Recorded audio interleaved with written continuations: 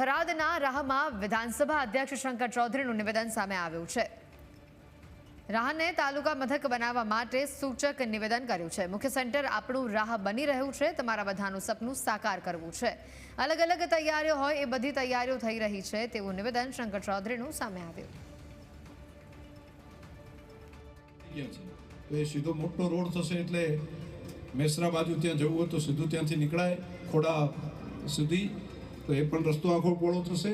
અહીંથી આવવા જવાનું સેન્ટર, મુખ્ય સેન્ટર આપણું રાહ બની રહ્યું છે અને તમારા બધાનું જે સપનું છે એ સપનું પણ આપણે સાકાર કરવું છે અને એના માટેની તૈયારીઓ અલગ અલગ તૈયારીઓ હોય એની અલગ અલગ બધી તૈયારીઓ અત્યારે થઈ રહી છે।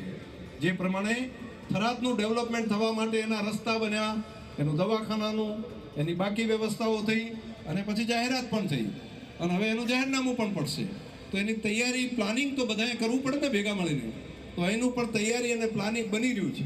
તો ભવિષ્યમાં અહીંયા પણ થરાદ પણ ધબકતું થાય, ધમધમતું થાય, મોટું સેન્ટર બને અને બધા આજુબાજુના લોકો હટાણું કરવા અહીંયા આવે અને કામકાજ માટે બધા અહીંયા આવે અને વિકાસ માટેનું એક સેન્ટર બને એની તૈયારીઓ થઈ ગઈ છે।